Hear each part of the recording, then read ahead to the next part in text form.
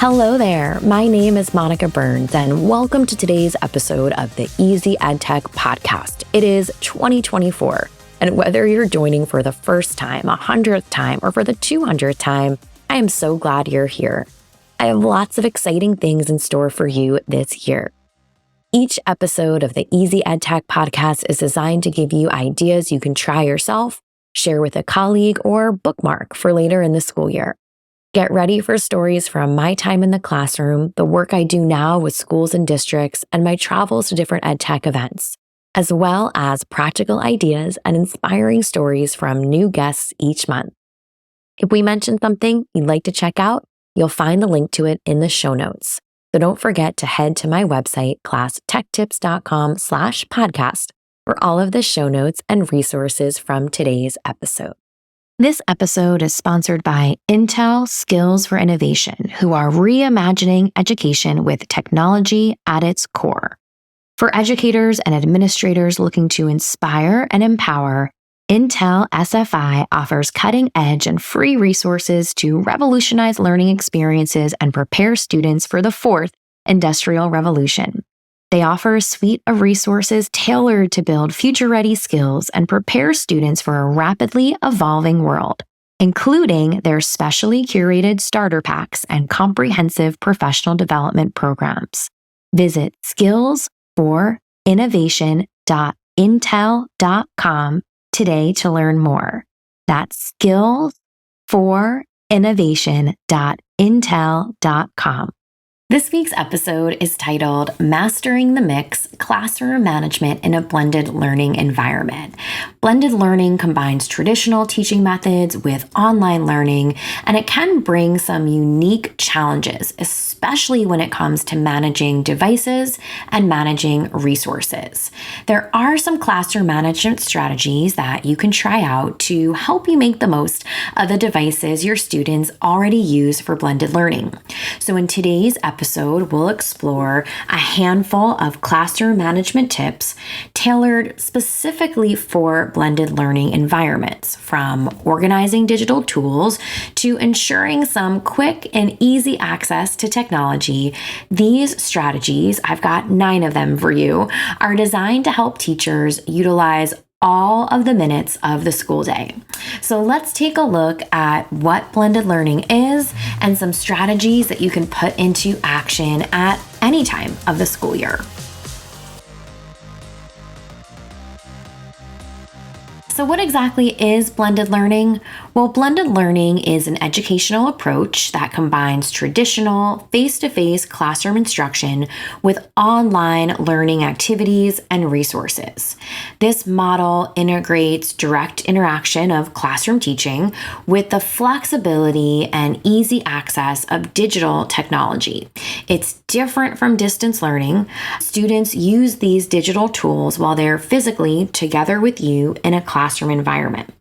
So one of the benefits of blended learning is that it can provide a more personalized and engaging learning experience for students. Kids can benefit from the physical presence of not only a teacher for guidance and support, but also of their peers who are there to collaborate with them.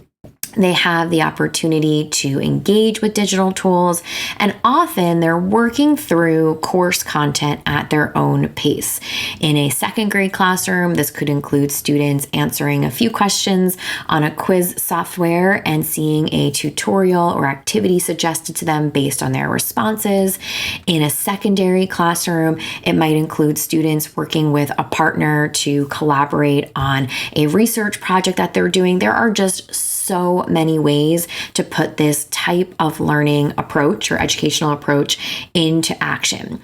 And it's not just about using technology or saying, okay, right, we've got the tech, but it's really about how it's integrated into the curriculum to enhance learning objectives.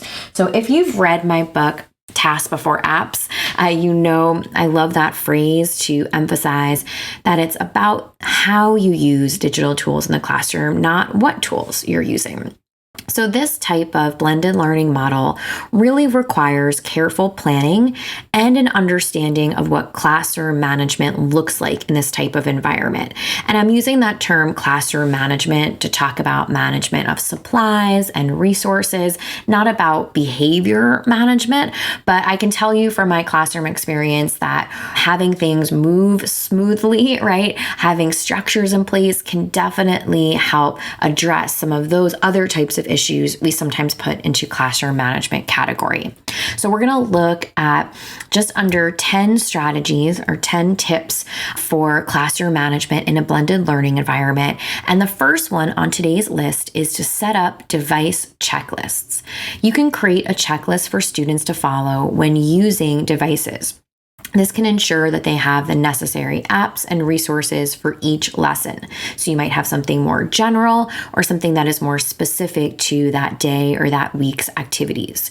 You could post this in a shared space, in a physical space in a classroom, with a reminder to complete certain tasks like plugging in a device to charge it at the end of the day. And so if students are asking questions or what to do next, you can refer back to that device checklist. Next up is to share clear digital guidelines with your students. So establishing clear norms for digital device usage in the classroom, including when and how devices should be used during lessons, is an important thing to happen in any classroom environment, particularly now when students have access throughout the school day and perhaps at home to using digital devices. And just the same way that they might have a conversation with their grandparents in a different tone or cadence than they would with their best friend, right? There's different guidelines or different ways that they may be expected to use digital devices over the course of the day.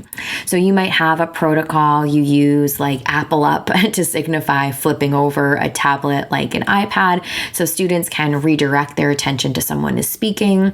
You might say put your Chromebooks at a 45-degree angle so they're not shut off, but that the screens are away from their eyes. So having some digital guidelines or some strategies for bringing people back together, right, is an important part of setting up everyone for success. Number 3 on our list, another strategy for managing blended learning environments, is to have regular device audits.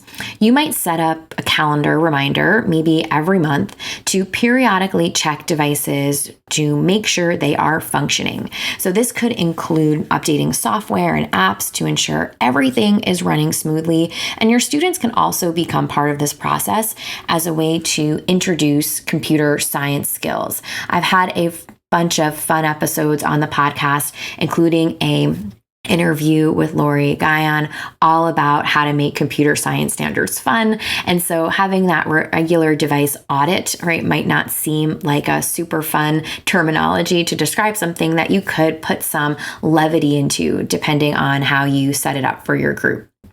Next up is you'll want to set up a tech support system. So setting up a system for students to report technical issues and provide basic troubleshooting training to help them resolve common problems that might come about.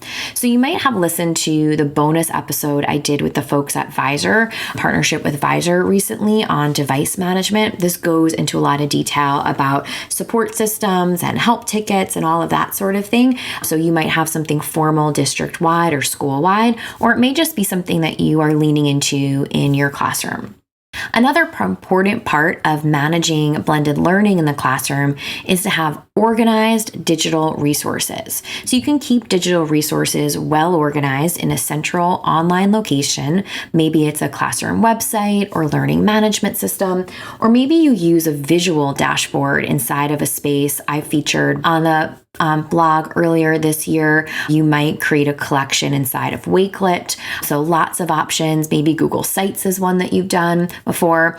I actually did a masterclass in my Easy EdTech Club, my membership site, all about creating a personal landing page, right? So that's something that would fall into this category too. So a few things we've thought about so far: setting up a device checklist, having clear digital guidelines, making sure to include regular device audits on your calendar, having a tech support system, and organizing digital resources. Next up is to use student-friendly collaboration tools. You can utilize online collaboration tools to facilitate group work and discussion, even when students are physically together in a classroom space but might post at different times during a lesson or during the week.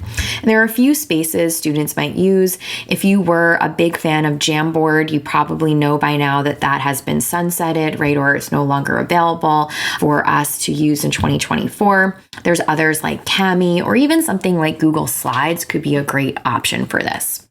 Now, I've got 2 more tips for you. Number 8 on this list is to make sure to keep a digital literacy focus in your daily routines. And you can include digital literacy skills in your content area instruction to help students learn how to use technology responsibly and effectively. So in episode 245 of my Easy EdTech podcast, it's called Unlocking Digital Literacy with Practical Classroom Strategies. I talk with Dr. Jenna Hammer and Dr. Lauren Hayes all about this topic. It's a pretty recent episode, just a couple weeks ago, so you may want to check it out for some of those tips if digital literacy is something you want to infuse in all the things that you're doing. Now, the last one on our list of tips, the one before last, I skipped one there, is another super important part of a successful blended learning environment is incorporating student feedback and listening to students. Now, if you listen to my Google Forms podcast, I think it was number 253, I talked about using Google Forms as a way to collect student suggestions or responses. And you can use digital platforms. There's lots of them for feedback, but you could have set up a Google form to make it easy for them to post questions or share ideas. And so that could be something that you include as part of your classroom management. Like, you want to hear if something's not working, you want to hear from students if they love something or don't like something, and that could just become part of the routine. Now, last on today's list of tips for classroom management in a blended learning environment is to create personalized learning paths for students. And you might use digital tools to create personalized learning paths, things that cater to each student's individual needs and the pace that is right for them. There's micro-learning platforms that can help you set up students for success when learning at their own pace, or you may just have 3 different pathways that you're asking different groups of students to follow. They have a more personalized learning experience. Now, managing a blended learning classroom definitely requires a thoughtful balance between traditional and digital teaching methods. Every learning environment is different, and the tips that I've shared with you today are really ready for you to customize for your own classroom. We know that classroom management can mean a few different things, but it certainly includes managing devices and resources. And you can create an organized, inclusive, productive learning environment for every student. Now, if you have a favorite strategy that may be one that I missed, or maybe one I sort of talked about, but you would tackle it a different way, would love to hear from you. If you get my Monday newsletter, you can sign up by going to classtechtips.com/news and reply to any of my Monday newsletters. That's a nice, easy way to get in my inbox and tell me a story or tell me what you're working on or thinking about, or what I should add to an episode like this one. But if you're more of a social media person, you can find me at Class Tech Tips as well. So let's make this EdTech easy with a few key points from today's episode. Create device checklists and digital guidelines. Organize digital resources in one central location. Gather student feedback through digital platforms. Offer personalized learning pathways for each student. Remember, you can find the show notes and full list of resources from today's episode by heading to classtechtips.com and finding this one, Classroom Management in a Blended Learning Environment. A big thank you to today's sponsor, Intel Skills for Innovation. Ready to transform the educational experience with Intel Skills for Innovation? Visit skillsforinnovation.intel.com today to step into a world of possibilities. Sign up now using the free code MONICA to unlock exclusive access to their comprehensive resources. You'll get access to over 70 lesson packages and more than 120 hours of professional development. Visit skillsforinnovation.intel.com and use the code MONICA for free access to a wealth of resources. This March, we'll celebrate 5 years of the Easy EdTech podcast. To help celebrate, I'm hoping you can do us a favor. Leave a rating or review for the podcast wherever you're listening today. Spotify will let you tap on the stars, and Apple Podcasts will let you tap on the stars too and leave a 1 or 2 sentence review. A big thank you in advance for helping us get ready to celebrate this March.